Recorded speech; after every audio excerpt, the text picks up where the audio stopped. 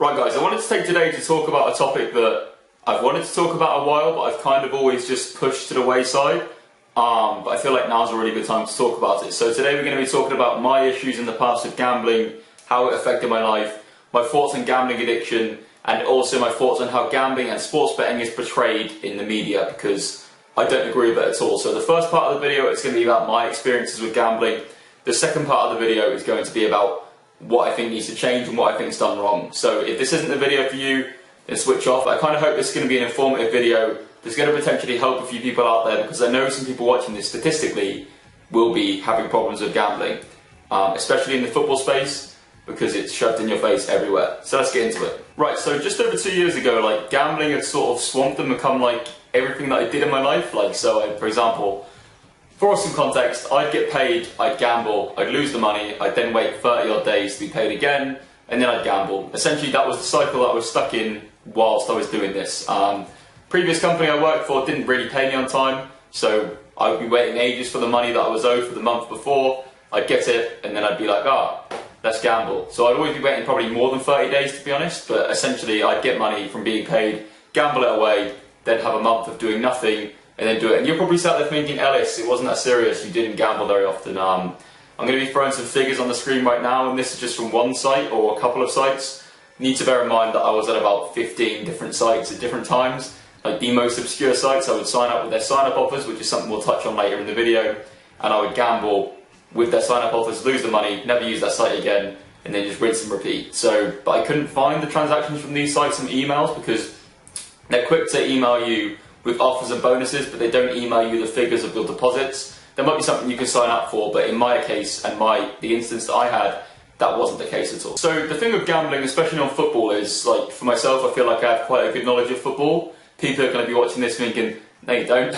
But so essentially I'd win like 6 or 7 bets, and I'd always roll the money. So say I'll deposit £200, I'd roll it up to like £800, and then I'd just keep staking the entire amount, and then I'd lose it. So that was essentially the way that I would have issues, and then obviously you chase losses, so I'd win loads of bets in succession, then lose like 3 or 4 in about 6 bets, so I'd lose 3 or 4 out of 6, and then all the money would be gone, and then I'd be shafted for ages. The thing is with it, it's not like an addiction where you think you're going to really have much of a dire effect on yourself. You think, it's not physical, it's nothing like this, it's not going to deteriorate me, it's not going to cut my life expectancy short. But the fact of the matter is, so many gambling addicts end up killing themselves because they've lost everything. Suicide rates amongst gambling addicts is ridiculous. I'm lucky in the sense that I did it when I was young, so I didn't have much to lose other than my monthly salary. But people of 40 years of age and above, they are losing everything. They're losing their houses to these companies that present themselves as your mate. They present themselves as, we're just one of the lads, but they're taking all of these people's money. My experience of it was definitely mental. Like, I saw myself deteriorate as a person. I became snappy. I became like vindictive. I was so aggressive. I was so tetchy all the time when I wasn't able to bet. When I was betting, I was fine. Like, everything in my life was, I was okay. But like, even towards Jodie, my girlfriend, like, she'd do the slightest thing wrong and I'd like fly off the handle, like, and I'd be a horrible boyfriend. Like, I'm so happy that she managed to stick through it and we were still together, because like, honestly, like, it got bad. Like, I became such a horrid person as a whole. I wasn't driven, I was just focusing on this one thing, and that's when I was able to bet again. Luckily, I haven't actually placed a bet on anything since November the 20th, 2017. So that's quite good for me. I think, like, I never get the urge to do it anymore. Like, I go with Ben I'll watch him put a bet on, and I'm never like, I need to do that. Like, that's never a case. So I'm quite happy to say that since November the 20th, I've never done it. But I understand that as soon as I was to, like, I could probably, people say to me, why don't you just put one on now, you'll be fine, and that's not the case. Like, if I put one, even if it's like 50p on now,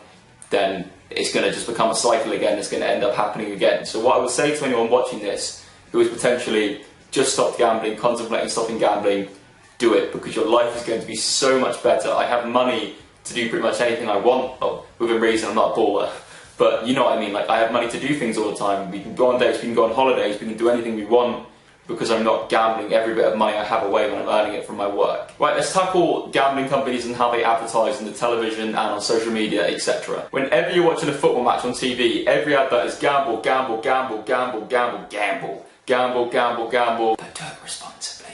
There's no consistency there. Throwing on a thing to gamble responsibly is not a thing. And I remember an advert with a really catchy tune about betting being bad which, if anything, probably encouraged sales because it was the main ad that they rolled out. So the thing is with me, people don't want to see they need to stop gambling. If anyone's going to gamble, they're going to gamble regardless. You throwing on a tagline saying do it responsibly is not going to make anyone stop gambling.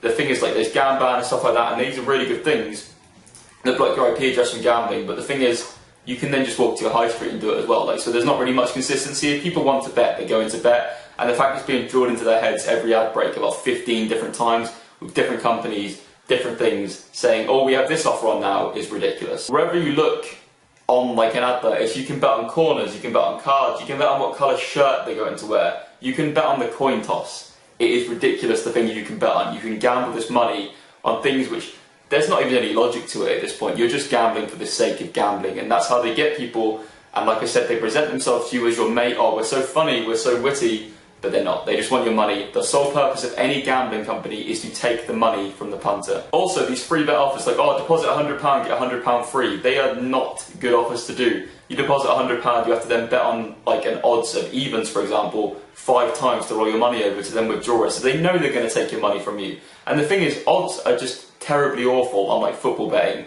Like 1 to 20 for Man City to win a game of football, and then the odds the other way are like 8 to 1. So there's not really any balance. If someone's 1 to 20 on, in my opinion, the other team should be 20 to 1 to win, because I know that's not good logic, and I know there's not really good maths behind that, but that's just my opinion. Yeah, I hope this is a bit of an insight into like the genuine side around gambling, because like people are probably thinking, watching this, like thinking of someone like me. Like, I don't really seem like someone who's ever mentioned gambling. I've done a few gambling brand deals in the past, which is something that I regret doing, but that was when I gambled anyway.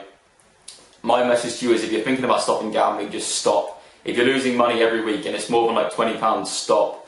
Like, it's not a healthy addiction to have. It's like extremely unhealthy and is making your life significantly worse. So yeah, that's my message on gambling. I hope you enjoyed. I'll see you guys soon.